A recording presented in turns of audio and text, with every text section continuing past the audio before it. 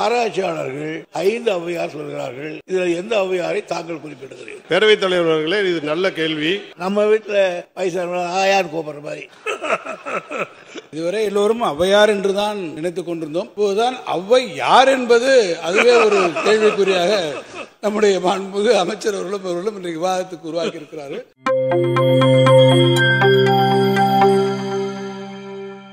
மாண்புமிகு உறுப்பினர் உதயகுமார். மாண்புமிகு பேரவைத் தலைவர் அவர்களே, இது மூலக்கேள்விக்கு தொடர்பில்லாது என்றாலும் மாண்புமிகு அமைச்சர் அவர்கள் இது நன்றாக அறிவார்கள். தென் தமிழ்நாட்டினுடைய நுழைவு பகுதியாக இருக்கிற திருமங்கலம் தொகுதி கப்பலூர் சுங்கச்சாவடி நகராட்சி பகுதியிலிருந்து 1 கிலோமீட்டர் சுற்றுலா விதிமுறைக்கு மாறாக அமைந்திருக்கிறது. மத்திய அமைச்சர் நாடாளுமன்றத்தில் பேசுகிற போது விதிமுறைகளுக்கு மாறாக அமைந்திருக்கிற சுங்கச்சாவடிகளை மாநில அரசு பரிந்துரை செய்தால் அதை அகற்றுவதற்கு நடவடிக்கை எடுக்கப்படும் என்று சொன்னார்கள். இது குறித்து உள்ளூர் மக்கள் பலமுறை அதை கோரிக்கை வைக்கிற போது சட்டம் ஒழுங்கு பிரச்சனை ஏற்படுகிறது. மாண்புமிகு மாவட்ட அமைச்சர் மூர்த்தி அவர்கள் கூட அதில் சமாதான பேச்சுவார்த்தையெல்லாம் நடத்தினார்கள். என் மீது 4 வழக்குகள் அது மனு வாங்க செல்கிற போது போடப்பட்டிருக்கிறது. அவை மாண்புமிகு அமைச்சர் அவர்கள் மத்திய அமைச்சர் அவர்கள் வைத்த அந்த கோரிக்கையின்படி விதிமுறைக்கு நகராட்சியிலிருந்து 1 கிலோமீட்டர் சுற்றுலாவில் அமைந்திருக்கிறதுனால விதிமுறைக்கு மாறாக அமைந்திருக்கிறதுனால உள்ளூர் மக்கள் தொடர்ந்து அந்த கோரிக்கை வைக்கிற காலத்தினாலும் மாண்புமிகு முதலமைச்சர் அன்று எதிர்க்கட்சி தலைவராக இருக்கிற போது தேர்தல் வாக்குறுதியாகவும் வழங்கியிருக்கிறார்கள்.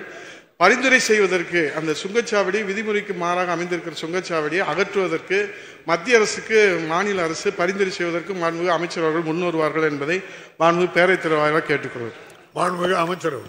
மாண்புமிகு பேரவைத் தலைவர்களே, நம்முடைய மாண்புமிகு சட்டமன்ற உதயகுமார் கேட்ட கேள்விக்கு எனக்கு உடன்பாடு தான். இது சம்பந்தமாக தொடர்ந்து 2-3 கடிதங்களை மாண்புமிகு நிதின் கட்கரி அவரிடத்தில் நாங்கள் நேரடியாக கொடுத்திருக்கிறோம், வலியுறுத்தியிருக்கிறோம். வழக்கு போடுவது மட்டுமல்ல, அது நகரப்பகுதியில் இருக்கிற காரணத்தினால் நகரத்திலிருந்து அந்த வழியாக தான் போகணும்னு முடியும் போது தினமும் அதுக்கு டோல்கேட் அவர்களெலாம் கட்ட முடியாது. ஆனால் உள்ளூர் என்கிற காரணத்தினால் அவர்களுக்காக பாசாது நீங்கள் வழங்கிவிட வேண்டும் என்று அதையும் நாங்கள் வலியுறுத்தியிருக்கிறோம். தொடர்ந்து வலியுறுத்தி கொண்டு தான் இருக்கிறோம். மீண்டும் அதை வலியுறுத்துவோம். அதற்கு வேண்டிய முயற்சி தொடர்ந்து நடைபெறும். மாண்புமிகு உறுப்பினர் OS மணியன். மாண்புமிகு பேரவைத் தலைவர் அவர்களே, ஔவையின் வாக்கு அமுதமாகும். அரிய நீதிகள் நிரம்பியுள்ளன. சிக்கன சொற்கள், சமூக அக்கறை கொண்டவை. சிரஞ்சீவியாக வாழ்ந்தவர், கவி பாடியவர், உள்ளம் உண்மை மொழி ஆகியவற்றில் உயர்ந்தவர், அறம்பொருள் இன்பம் வீடு எனும் 4ம் புரிந்தவர், ஆத்திச்சூடி கொன்றைவேந்தன் நல்வழி மூதுரை ஞானக்குரல் விநாயகர் அகவல் 4 கோடி பாடல்கள். முதல் பாகம் சங்ககால ஔவையார், 2ஆம் பாகம் இடைக்கால ஔவையார், 3ஆம் பாகம் 273 பாடல்கள் பள்ளி சிறார்களுக்காகவே பாடியிருக்கிறார். பேரவைத் தலைவர் அவர்களே, வேதாரண்யம் தொகுதி துளசியாப்பட்டினம் கிராமத்தில் அவ்வைக்கு கோவில் உள்ளது. தமிழ்நாட்டில் கேள்விக்கு கவனிக்க அமைச்சருக்கு டிஸ்டர்ப் இல்லாம இருந்தா நல்லது. வேதாரண்யம் தொகுதி துளசியாப்பட்டினம் கிராமத்தில் எனது தொகுதியில் தமிழ்நாட்டிலேயே அவ்வைக்கு கோவில் இருக்கிற ஒரே ஊர். அவ்வையின் புகழுக்கு புகழ் சேர்க்கும் வகையில் ஆண்டுதோறும் அரசு விழா நடைபெற்று வருகிறது. 13 கோடியில் அவ்வைக்கு மணிமண்டபம் கட்டும் பணி நடைபெற்று வருகிறது. எனவே அவ்வையின் அறிவு களஞ்சியம் அமைக்கும் பணியை மாண்புமிகு அமைச்சர் அவர்கள் மறுபரிசீலனை செய்வாரா என்பதை தங்கள் மூலம் அறிய விரும்புகிறேன். மாண்புமிகு அமைச்சர் அவர்கள். மாண்புமிகு பேரவைத் தலைவர் அவர்களே, மிகப்பெரிய வாழ்வியல் தத்துவங்களை மிகவும் எளிய முறையில் ஒருவரி கவிதைகளாக புனைந்து மனதில் ஆழமாக பதியும் வண்ணம் ஆத்திச்சுவடி என்னும் பெயரில் அறநெறிகளை அற்புதமாக படைத்தளித்தவர் ஔவையார் என்பதில் யாருக்கும் சந்தேகம் இருக்க வாய்ப்பில்லை. எனவே மாண்புமிகு உறுப்பினர் அவர்கள் நீண்ட விளக்கங்களையும் தந்திருக்கின்றார்கள். எதிர்காலத்தில் நிதிநிலைமைக்கு ஏற்ப மாண்புமிகு முதலமைச்சருடைய கவனத்திற்கு எடுத்து சென்று அது குறித்து அரசு பரிசீலிக்கும். மாண்புமிகு உறுப்பினர் OS மணியன். மாண்புமிகு பேரவைத் தலைவர் அவர்களே, இதில் நிதி இழப்போ இல்லை நிதி தேவையோ ஒன்றுமே இல்லை. 13 கோடிக்கு மணிமண்டபம் கட்டப்பட்டு வருகிறது. அதில் புத்தகங்கள் வைத்தால் போதும், அவ்வளவுதான். எனவே இதில் நிதி பற்றாக்குறை என்கிற பிரச்சனையே எழவில்லை என்பதை மாண்புமிகு பேரவைத் தலைவர் வாயிலாக தெரிவித்துக் கொள்ள விரும்புகிறேன். அது மட்டுமல்ல, ஔவையாரை பொறுத்தவரை அவர் அருளிய பாடல்கள் அனைத்தும் பொருள் புரிந்தவை, நேரடியாக எவரும் படித்து தெரிந்து கொள்ளக்கூடியவை, பொருள் தேட வேண்டிய அவசியமே இல்லை. பாருங்கள், அறம் செய்ய விரும்பு, ஆறுவது சினம், இயல்வது கரவேல், ஈவது விலகேல், உடையது விளம்பேல், ஊக்கமது கைவிடேல், எண் எழுத்து இகழேல், ஏற்பது இகழ்ச்சி. இப்படிப்பட்ட அருமையான அற்புதமான இதயத்தை எப்பொழுதுமே நெருடி கொண்டிருக்கக்கூடிய பாடல்களை அருளி இருக்கிற ஔவையார் அவர்களுடைய புத்தகங்களை நீங்கள் அங்கே வைக்க வேண்டும் என்பதுதான் என்னுடைய வேண்டுகோள். இதை தங்கள் மூலம் பேரவைத் தலைவர் வாயிலாக அவை முன்னவர் அவர்கள். பேரவைத் தலைவரே, ஔவையாரில் ஒருவர் அல்ல 5 பேர் என்று ஆராய்ச்சியாளர்கள் தெரிவித்திருக்கிறார்கள். அறஞ்செய்ய விரும்பு என்று பாடுகிற ஒரு வரியில் ஒரு ஔவையார். ஆனால் புறநானூற்றிலே பாடுகிற ஔவையார் வேறு என்றால் நடையே வேறு பாட்டு வேறு. ஆகையினாலே ஆராய்ச்சியாளர்கள் 5 ஔவையார் சொல்கிறார்கள். இதில் எந்த ஔவையாரை தாங்கள் குறிப்பிடுகிறீர்கள்? மாண்புமிகு உறுப்பினர் OS மணியன். எனது தொகுதியில் துளசியாப்பட்டினம் கிராமத்தில் கோயில் கொண்டிருக்கிற எங்கள் ஊரில் அமைந்திருக்கிற ஔவையாருக்கு மணிமண்டபம் 13 கோடியில் கட்டப்பட்டு வருகிறது என்பதை பொதுப்பணித்துறை நீர்வளத்துறை அமைச்சர்களுக்கு தெரிவித்துக் கொள்கிறேன். அதனால் அந்த ஔவையாருக்குத்தான் மணிமண்டபம் கட்டுகிறீர்கள், அவருக்குத்தான் நான் இப்பொழுது அறிவு களஞ்சியத்தை அங்கே வையுங்கள் என்று கேட்கிறேன். இல்ல, ஔவையாரு 5 ஔவையார்ல அங்க இருக்க கோயில்ல இருக்க ஔவையார் யாருன்னு கேட்காங்க. அதான் கேள்வி. அதாவது பேரவைத் தலைவர் அவர்களே, இது நல்ல கேள்வி. அதாவது ஒரு காலத்தில் பாடல்கள் பாடியவர்களை, கவி எழுதியவர்களை எல்லாம் புலவர்கள் என்று அழைத்தார்கள். அது ஆண்பாளுக்கு உரிய சொல்.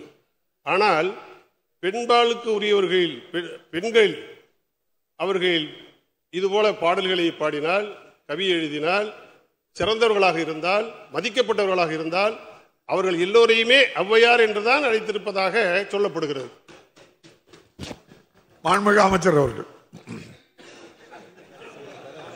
அவை முன்னவர் அவர்கள். அவை முன்னவர். நம்ம வீட்டில் வயசான ஆயான்னு கூப்பிடுற மாதிரி. மாண்புமிகு அமைச்சர். மாண்புமிகு நிதித்துறை அமைச்சர் அவர்கள்.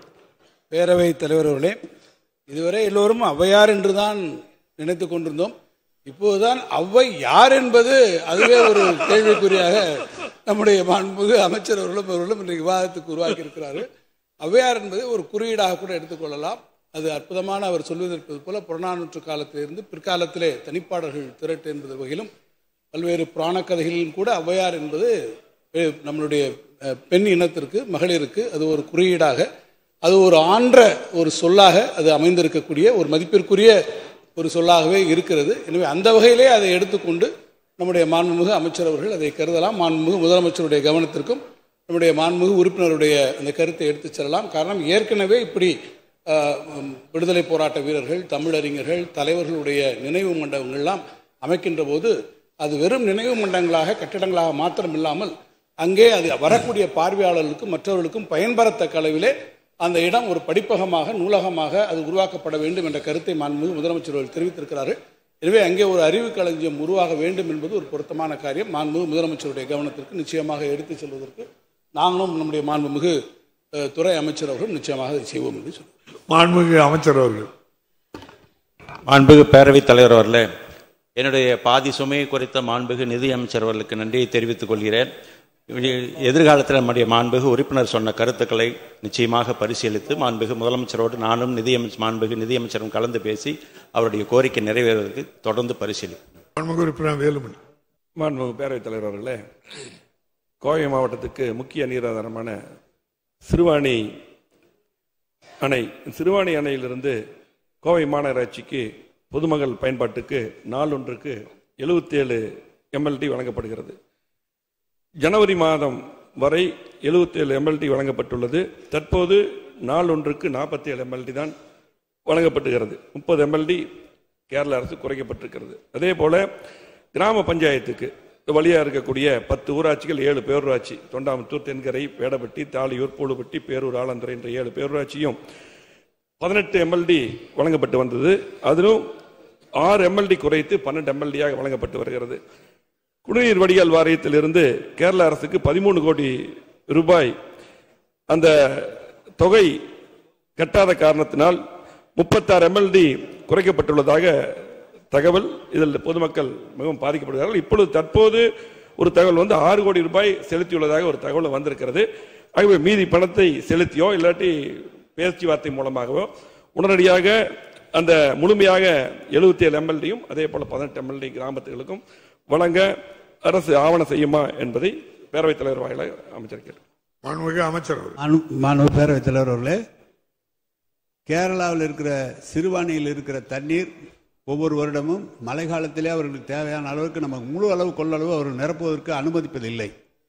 கேட்கின்ற போது ஆலியாரில் இருக்கிற பிரச்சனையை தீர்த்தால்தான் இதை தருவேன் என்று சொன்னார்கள். நான் மார்க்சிஸ்ட் கம்யூனிஸ்ட் கட்சி தலைவரோடு தொடர்பு கொண்டு அவர்கள் நேரடியாக முதலமைச்சர் அவர்களை பேசி அந்த தண்ணீர் ஓரளவுக்கு நமக்கு தந்து கொண்டிருக்கிறார்கள். எனவே இங்கு இப்போ கோவையை பொறுத்தளவு பல்வேறு இடங்களுக்கு பில்லூர் 1, 2, 3, சிறுவாணி என்று 4 இடங்களிலுமே 380 டிஎம்சிக்கு மேலாக 380 எம்எல்டிக்கு மேலாக கோவை நகருக்கு தந்து கொண்டிருக்கிறோம். எனவே ஒரு சில இடங்களில் என்ன குறைபாடு என்று உறுப்பினர்கள் சொன்னது தெரியவில்லை. எனவே அதை பார்த்து தண்ணீரை பற்றி பிரச்சனை இல்லை. இன்றைக்கு கோவை மாநகருக்கு ஏற்கனவே கொடுப்பதை விட கூடுதலாக தண்ணீர் எல்லாம் நிறைய இருக்கிறது. இப்போது கூட நகராட்சிகளுக்கு அதை திருப்பி அனுப்புவதற்குரிய ஏற்பாடு செய்யப்பட்டிருக்கிறது. எனவே இப்போது 8.9 கோடி கொடுப்பதற்கும் துறையினுடைய செயலாளர் சொல்லியிருக்கார். பணம் அனுப்புவதற்கு எல்லா நடவடிக்கை எடுக்கப்பட்டிருக்கிறது. எனவே தண்ணீர் பற்றாக்குறை இல்லாமல் உங்களுக்கு வழங்கப்படும் என்பதை தெரிவித்துக் கொள்கிறேன். உறுப்பினர் காமராஜ். மாண்புமிகு பேரவைத் தலைவர் அவர்களே, திருவாரூர் மாவட்டம் நன்னிலம் சட்டமன்ற தொகுதிக்கு உட்பட்ட ஆலங்குடி, பெரும்பனையூர், பிரதாமராமபுரம், முடிகொண்டான் ஆகிய பகுதிகளில் துணை மின் நிலையம் அமைப்பதற்கு தேவையான பொருத்தமான இடங்கள் தயாராக இருக்கிறது. அதிகாரிகளும் அதனை ஆய்வு செய்து கொண்டிருப்பதாக சொல்கிறார்கள். எனவே அந்த பகுதி விவசாயம் நிறைந்த பகுதி என்பதனால விவசாய மின் இணைப்புகள் அதிகமாக இருக்கிறது. எனவே அந்த பகுதியுடைய மின் தேவையை சீரமைப்பதற்கு அந்த பகுதிகளில் மேற்கண்ட நான் சொன்ன அந்த 4 இடங்களிலும் துணை மின் நிலையம் அமைத்து தருவதற்கு மாண்புமிகு அமைச்சர் முன்வருவாரா என்பதனை தங்கள் வாயிலாக கேட்டு அமர்கிறேன். மாண்புமிகு அமைச்சர் அவர்கள். மாண்புமிகு பேரவைத் தலைவர்களே, திருவாரூர் மாவட்டத்தில் 7 புதிய துணை மின் நிலையம் அமைப்பதற்கு மாண்புமிகு முதலமைச்சர்கள் அனுமதி வழங்கியிருக்கின்றனர். மாண்புமிகு உறுப்பினுடைய சட்டமன்ற தொகுதியிலும் 2 துணை மின்களுக்கு அரசின் சார்பில் திட்ட மதிப்பீடுகள் தயார் செய்யப்பட்டிருக்கின்றன. மாண்புமிகு உறுப்பினர்கள் சுட்டிக்காட்டுகின்ற அந்த பகுதியில் ஆய்வு செய்யப்படும். தேவை ஏற்படும் அந்த மின்பளுவுக்கு ஏற்ப அரசு முன்னுரிமை கொடுக்கும் என்பதை மாண்புமிகு பேரவைத் தலைவர்கள் மாண்புமிகு உறுப்பினர்களுக்கு தெரிவித்துக் கொள்கிறேன். மாண்புமிகு உறுப்பினர் அருண்மொழி தேவன். மாண்புமிகு பேரவைத் தலைவர்களுக்கு நன்றி. எனது புவனகிரி தொகுதியில் வி. குமாரமங்கலத்தில் உங்கள் தொகுதியில் முதலமைச்சர் திட்டத்தின் கீழ் துணை மின் நிலையம் அமைக்க நான் பரிந்துரை செய்திருந்தேன். பணி தேர்வு செய்யப்பட்டு இடமும் தேர்வு செய்யப்பட்டு கடந்த ஆண்டே பணி துவங்கப்படும் என்று அறிவிக்கப்பட்டிருந்தது. ஆனால் இன்றும் பணி துவங்கப்படவில்லை. விரைவில் துவங்குவதற்கு அமைச்சர் நடவடிக்கை எடுப்பார் என்று உங்கள் மூலமாக கேட்டுக்கொள்கிறேன். மாண்புமிகு அமைச்சர் அவர்கள். மாண்புமிகு பேரவைத் தலைவர்களே, மொத்தம் 393 துணை மின் நிலையங்களில் 250 துணை மின் நிலையங்களுக்கு நிர்வாக அனுமதிகள் வழங்கப்பட்டு அதற்கான பணிகள் தொடங்கப்பட்டிருக்கின்றன. மீதம் இருக்கக்கூடிய 49 துணை மின் நிலையங்களுக்கான நிர்வாக தன்மைகளுக்காக அனுப்பப்பட்டிருக்கின்றன. மீதம் இருக்கக்கூடிய துணை மின் நிலையங்கள் இடம் தேர்வு செய்யக்கூடிய நிலையில் இருக்கின்றன. மாண்புமிகு உறுப்பினருடைய அந்த கோரிக்கை இந்த ஆண்டு எடுத்துக்கொள்ளப்பட்டிருக்கிறது என்பதை மாண்புமிகு பேரவைத் தலைவர் மாண்புமிகு உறுப்பினர்களுக்கு தெரிவித்துக் கொள்கிறேன்.